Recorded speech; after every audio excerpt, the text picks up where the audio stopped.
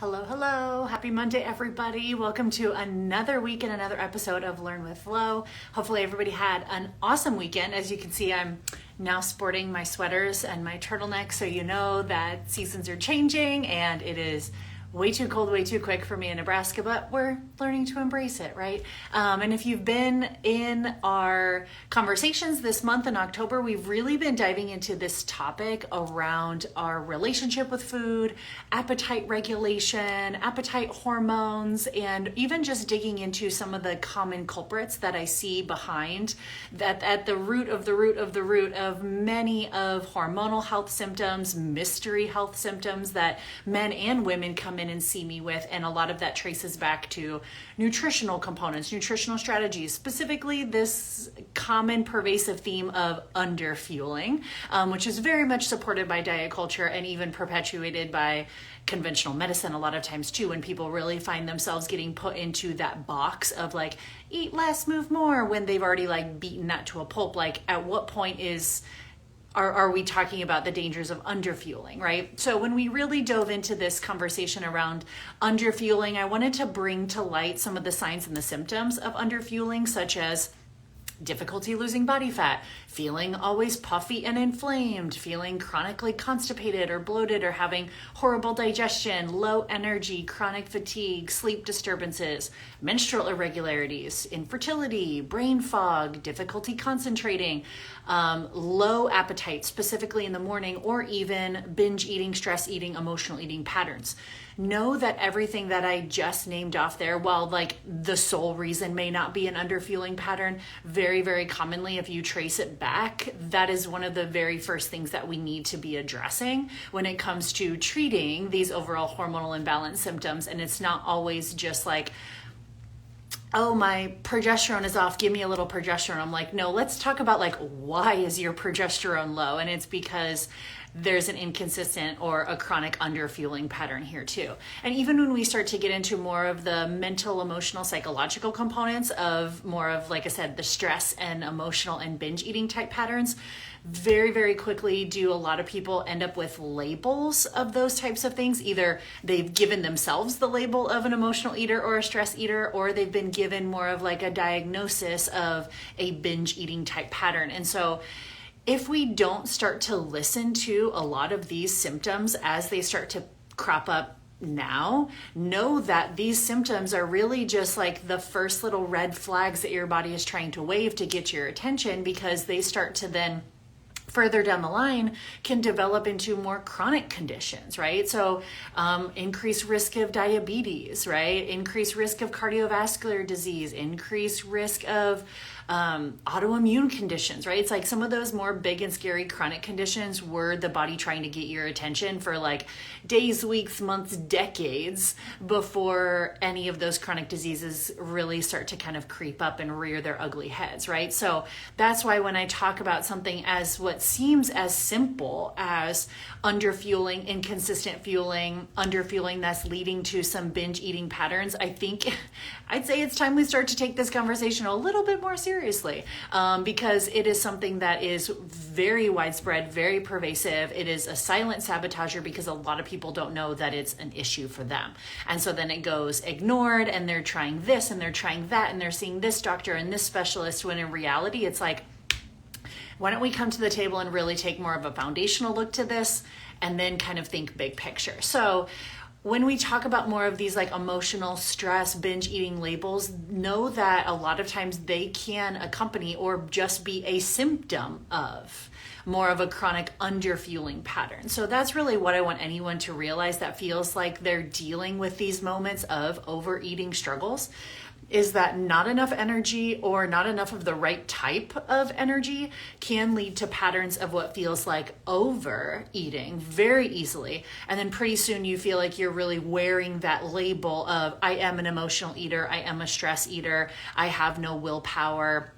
And we kind of start to normalize that too, right? And some of us even in more of like a joking, but also kind of a serious way, where then those individuals that do find themselves more of kind of like that under eater, but then binge eater, they just call it a cheat meal or they call it a cheat day, right? And it's like, oh yeah, I get a cheat day. I'm like, you do realize what's happening here, right? I'm like, you're under fueling during this part of your day or your week, and then you're over fueling during this part of your day of your week. And that is not how the body sees success at all. It doesn't like either of those extremes. It wants to feel that there is safety, there's security, there's consistency, there's predictability in the amount of energy that's coming in, because then it can be safe and predictable and consistent about the amount of energy going out. So that's just what really I want to bring a lot of attention to over and over again, is that these inconsistent fueling patterns are what's going to be then driving more of those imbalanced hormonal states, right? So none of these behaviors, though, should be a surprise to us, right? It's like when we think about a body that's designed for safety and security and stress management, when it feels like there is something to be stressed about, it's going to develop a compensation for it. So there's a lot of shaming around when we have a chronically under-resourced body, and then all of a sudden we find out that there are some overeating or binge eating type behaviors behind the scenes. It's like we shame that and we stigmatize that, when in reality it's like, that's a completely normal response. I would expect that to happen from a perfectly healthy body of being chronically underfueled to then having compensatory, more like stress, emotional binge eating behaviors. It is behaving exactly how we would expect it to. But what do we actually do? Right? We see these periods where we are a little bit more restricted. We experience these times where we feel like we're out of control around food. We don't have willpower.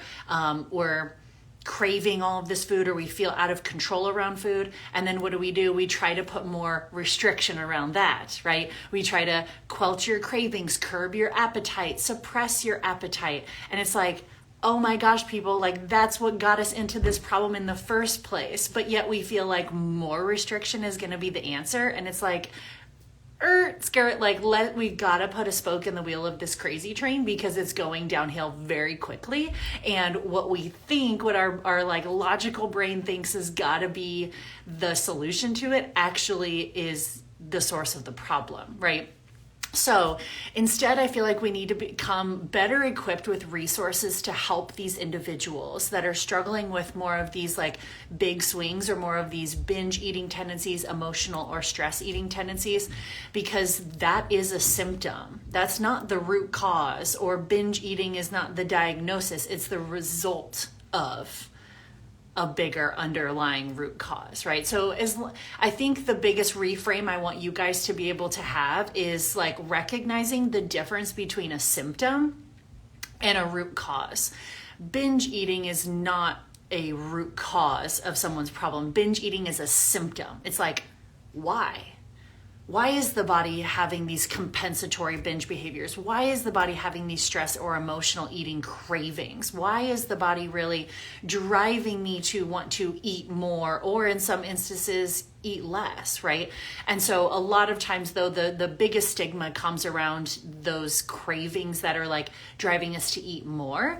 And the resources, all of the resources that we have for these people, just exacerbate the real root of the problem and causes, like I said, us to try to put more parameters, more restriction, more structure around that, when in reality, more of a root cause is that person is under fueling energy, not the right type of energy coming in. Like we discussed last week, inconsistent meal timing, lack of dietary balance, unmanaged stress or trauma, mindless eating, over-exercise, right? Like those are the root causes. The binge eating patterns, the brain fog, the infertility, the difficulty losing body fat, all of those types of things, those are symptoms of the root cause, right? So that's where once you start to like clearly in your brain delineate kind of the difference between a symptom that I'm experiencing versus a root cause, you start to think more like functional medicine minded, right? You start to dig in and start to put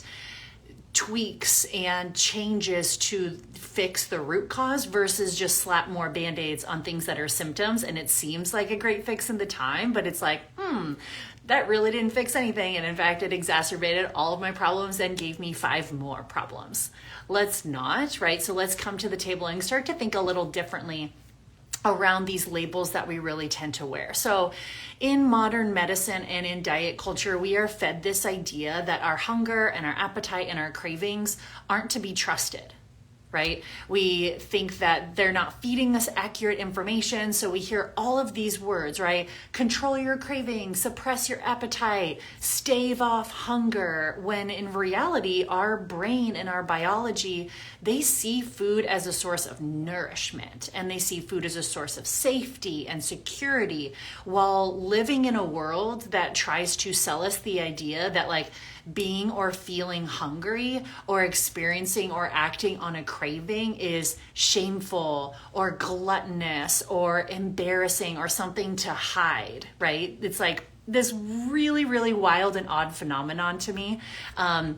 But that really builds this perfect storm for $1 billion diet industry and $1 billion pharmaceutical industry that really sells us, because they're pouncing on that vulnerability, right? They're pouncing on that vulnerability of feeding us the idea of like, don't listen to your cravings. Your cravings can't be trusted. Your hunger can't be trusted. You're hungry. We need to shut it off, right? And it's like, oh, that's strange. Like, really the only way that I feel like is the appropriate way to shut off hunger is to, I don't know, eat, right? We're all like built with this biological drive to know, but we try to constantly override it, and that's where things tend to go haywire. So I would say when we think about like feeling out of control around food, feeling like we're addicted to sugar, feeling like we need to control our cravings, control our appetite, that's where the diet industry and even like weight loss industry in general really comes in. And I would say first it was the trend of different detoxes, right?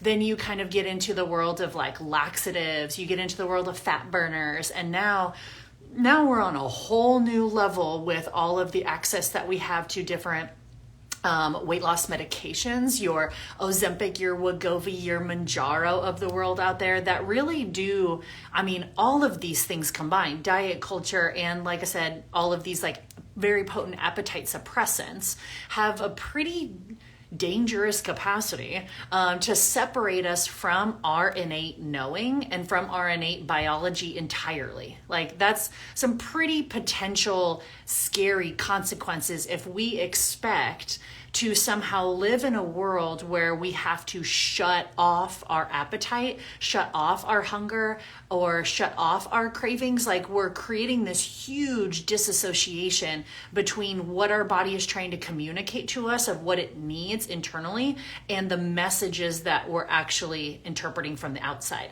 And because of that, the more we shut that off and create that gap, the more our body is going to compensate negatively, right? It's like, it's still going to have all the same needs. That's what I tell my folks too, that are utilizing some of those weight loss medications, which I think for the right people can be life changers. But we have to recognize it's like, just because your appetite is smaller doesn't mean your body's needs are any less. It's still looking for the same amount of protein. It's still looking for the same amount of vitamin A. It's still looking for the same amount of magnesium. It's still looking for the same amount of all of these things. So what are you going to do to answer that, right? We have to still recognize and answer to that. It's not just about hungry versus not hungry or overall quantity of food. Like we have to really think about why and how food is part of our innate biology in the first place. And it's a big form of communication that our body tries to give to us if we know how to listen and we know how to interpret it properly.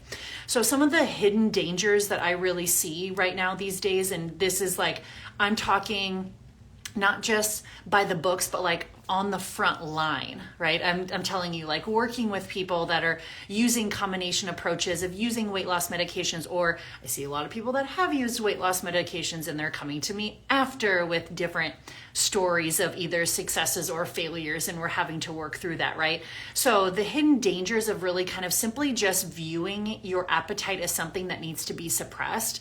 Number one, it's going to develop like a short-sighted definition of food food in the form of calories. I think that this already is a pretty, again, pervasive concept in our world. And so it's like, why exacerbate this even farther? With the suppression of appetite, we just feed our brain that the only thing to glean from food is calories. Calories in, calories out. That's the only reason why I would or I would not eat something. And it's like, oh my gosh, are you kidding me? There are so many more reasons of why our body drives certain cravings or biology to eat in certain ways. Like, this is not just a calories conversation, right? And if we have that kind of short-sighted focus on calories, it means that then there's less emphasis or honestly less care about the quality of the food that we're consuming or the nutrients of food that we're consuming. Like, I even saw it come across one of our patient portals the other day where individuals like, I'm at a weight loss plateau with this medication. I just don't get it. The only things I ate on Saturday were some pasta and some beer and what else did she say? Some pasta, some beer and cake. LOL. It was my husband's birthday, right? And she's like, I just don't get it. And like, we're looking at it and being like, okay, this isn't just if you logged all of that, you probably ate a whopping maybe 1,000 calories a day, but it's like, where's the quality? Like, that matters. It's not just an overall like eat less, move more. That's not how the body works, right? Because it still wants X amount of certain nutrients that it's coming in. With less of an emphasis or a care on nutrients or the quality of the food, you are at a higher risk now for developing long-term downstream consequences. We see loss of muscle mass, right? By just people wanting to just strictly suppress their appetite and just focus on like eating less. That's their sole focus. Loss of muscle mass, loss of bone density. Ironically, diabetes, because low muscle mass and lack of energy density or nutrient density, and too much emphasis on more like energy density, big piece of the diabetic puzzle. Digestive dysfunction, like either digestive stagnation, IBS, constipation, autoimmune patterns, hormonal imbalances, a lot of like neuroinflammation too, different things that impact the inflammation at the level of the brain, right? So just like I said, instilling this idea of this calories in, calories out is really only like one metabolic phenotype of weight loss, right? So when individuals are out there trying to suppress their appetite, they're automatically putting themselves in the box of like, oh, I just eat too many calories. I'm like, that could be a situation for some people, but not everybody. That's not the only reason that somebody would struggle with their body composition. And so there's lots of people that are out there thinking like, I have body composition goals, I have health goals, I just need to suppress my appetite. And there's a lot of people out there that try to do that and their body doesn't respond at all. And it's like, that's because that's not your picture. That's not your metabolic phenotype, right? And if we're just looking at that, we're in this dangerous slippery slope of just viewing food as a calorie component that needs to be controlled, right? And it's just so short-sighted. And really what this is doing is it's just acting as a really wonderful big picture distraction from us actually uncovering the real physiological, psychological, energetic, and emotional root causes of the dysregulated appetite and hunger cues. There is a legit root cause under there, right? Nobody just has, like I said, the emotional, the stress, the binge eating patterns, like those appetite dysregulation, that's a symptom of the root problem. And if we just sit here and it's like, oh, I guess I just need to suppress that appetite, it's like, well, that's a cute little Band-Aid or a distraction from you actually being able to take the time, effort, energy, and investment towards actually looking at the root cause of this instead of just going out there and being like, well, I guess I just need to suppress my appetite. It's like, cool, do that as long as you want. And when you're done with that, let me know when you're ready to dig at the root cause, because you take that appetite suppression off, all your shit comes back, right? You didn't do anything about it. And it's like, oh, the appetite's still there. The cravings are still there. The same habits, the same behaviors, the same belief systems are all there, which, look at what that creates. A lifelong dependency on these appetite suppressants. And it's like, that's exactly what they want. They want you to be a lifelong customer. They're like, yes, we've got you. Because if we come in and we just suppress your appetite, then the second you take that off, you recognize that all of that stuff comes back because you didn't really dig at the root. So you're going to come crawling back for that appetite suppressant again.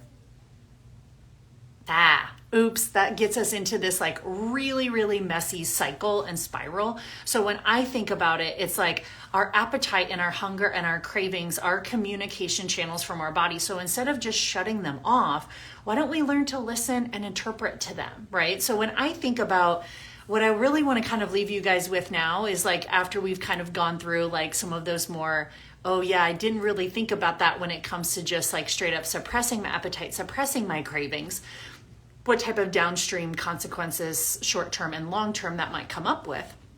What are going to be some of those potential like actual legit root causes behind a dysregulated appetite?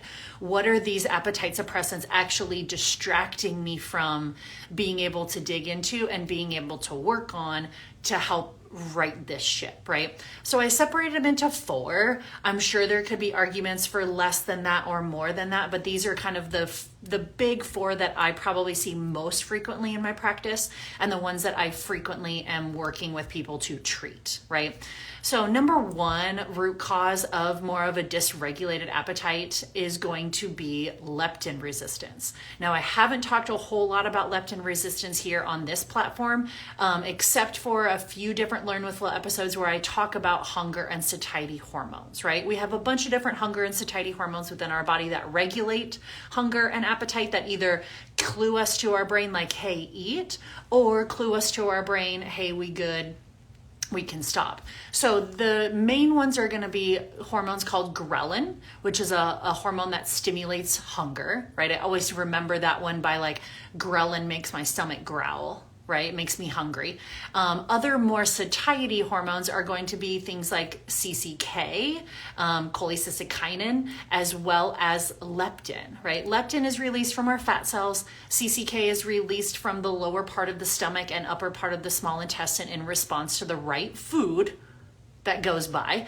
And leptin specifically is one of those satiety hormones that travels from the fat cells to our brain to stimulate satiety. Makes us feel like, yeah, there's plenty of food on board. I feel calm, cool, collected. I'm not hungry. I'm not craving. I don't feel a drive towards that food piece, right?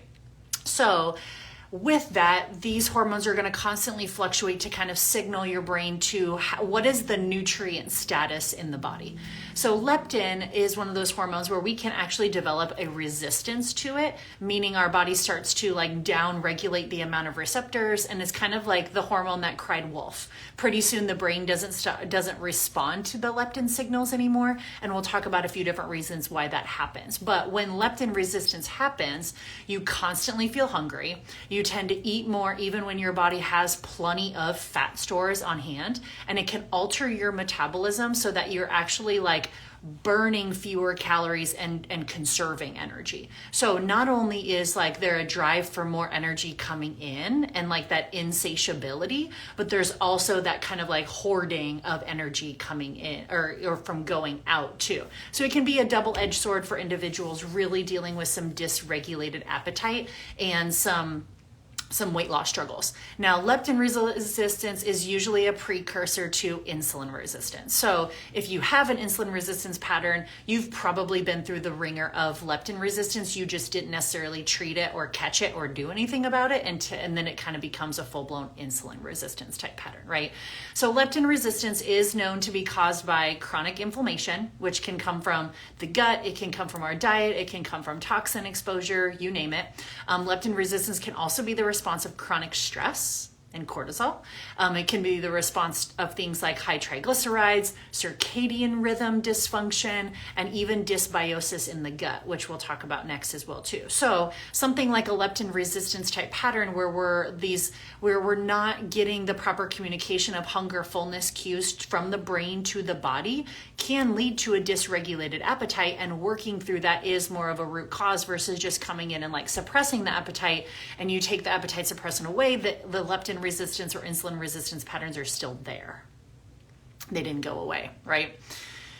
Number two, in terms of like root causes of dysregulated appetite, go back to the gut and we talk about this dysbiotic picture. There are millions of different little bacteria and microbes that live and colonize the digestive tract, all the way from mouth to anus, right? And with that making up of our microbiome, there's bacteria, there's yeast, and they influence everything from your mood to your hormones to skin, autoimmunity, inflammation, even weight management as well too. So the gut dysbiosis is really just a fancy way of saying that we lack the amount of beneficial bacteria, and that can cause then overgrowths of some potentially like pathogenic or bad bacteria in their wake, right? So it leads to this loss of proper bacterial diversity. And to drive this point home, lots of different research out there on this, so feel free to dig in. But lots of research out there that shows that the gut microbiome of lean individuals is drastically different than the gut microbiome of obese or overweight individuals.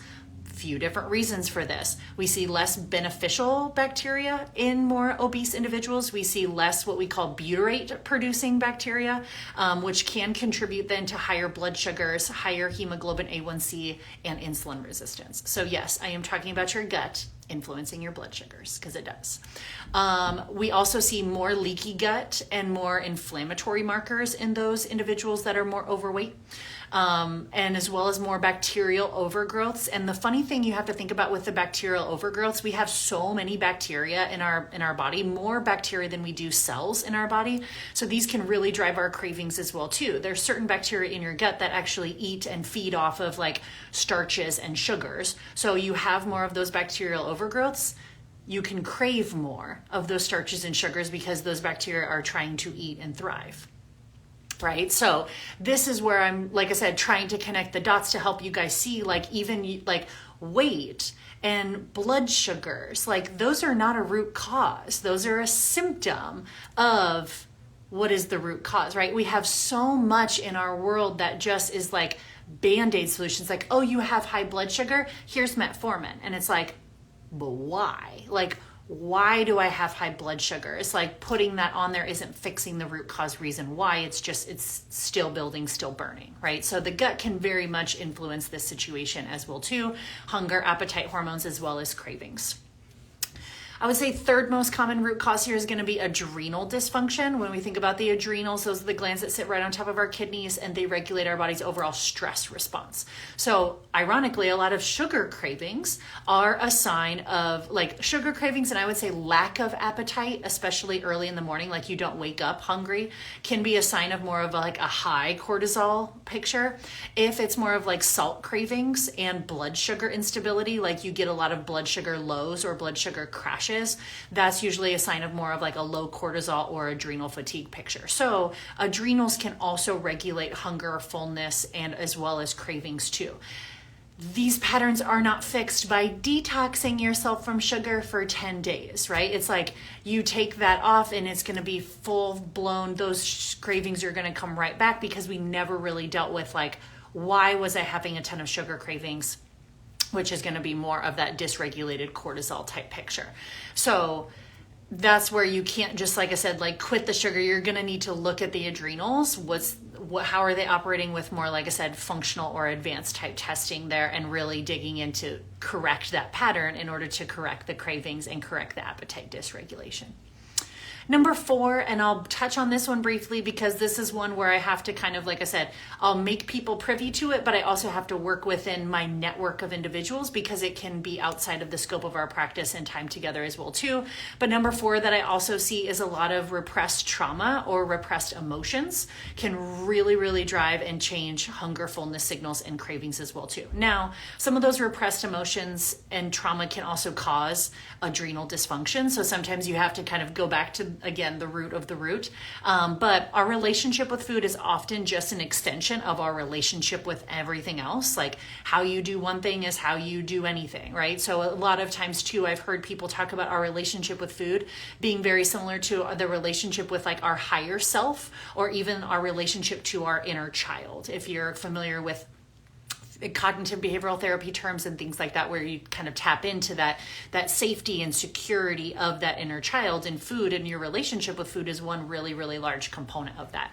So many of us, I've heard, kind of, restrict their food in a way to feel in control, in a way to feel more powerful, usually to make up for a time either currently or a time in the past where they felt like their world around them was very chaotic, was very unpredictable, or they felt powerless, or they didn't have a voice, or they didn't have a say. And so they usually can grab onto food as a sense of like something in their life to hyper control, so that their brain and their body feels like back in the driver's seat. So it's really just an extension of them feeling chaotic, out of control, or powerless in other areas of their life, and why they grab onto using food in that way.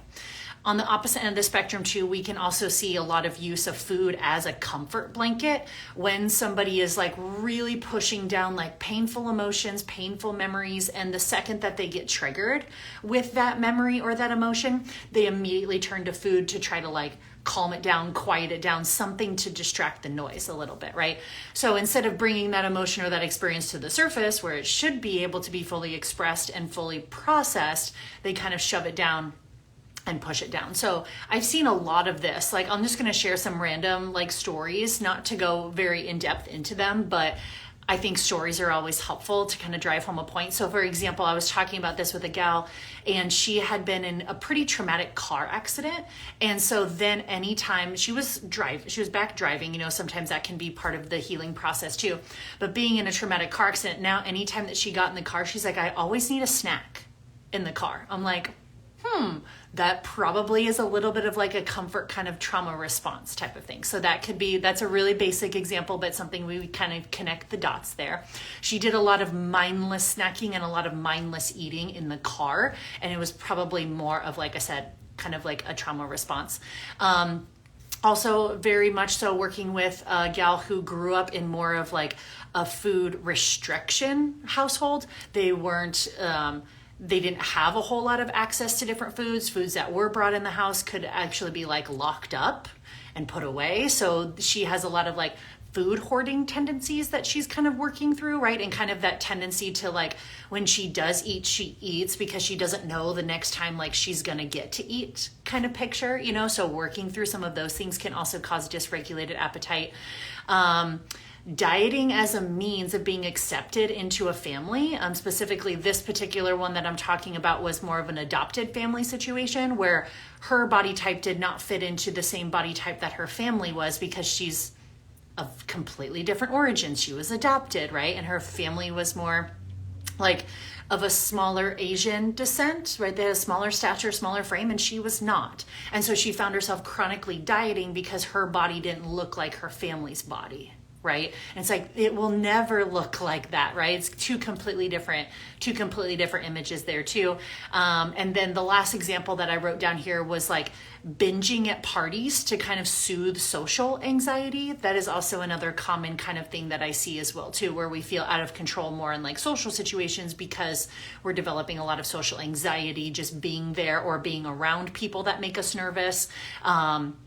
Or triggered in that sense too. So when you start to think about the big picture, like just recognize where appetite, cravings, hunger are really just communication signals from our body. And if we completely try to shut them off, it doesn't give us the opportunity to dig into the root cause of the dysfunction. It doesn't give us an opportunity to really understand like where are all these symptoms kind of building from if we can trace it all the way back. So you could use all of the appetite suppressants that you want. You are an adult, you have full freedom and autonomy over your body. Don't let me tell you what to do. But you could use all of those, but if you're not addressing the root cause, you won't really have a whole lot of an exit strategy. So just be forewarned. And all of these root causes are still going to exist, and they're going to kind of come flooding back, usually with vengeance, because the appetite's been suppressed. The body's like, oh my gosh, like where has been my fuel all along?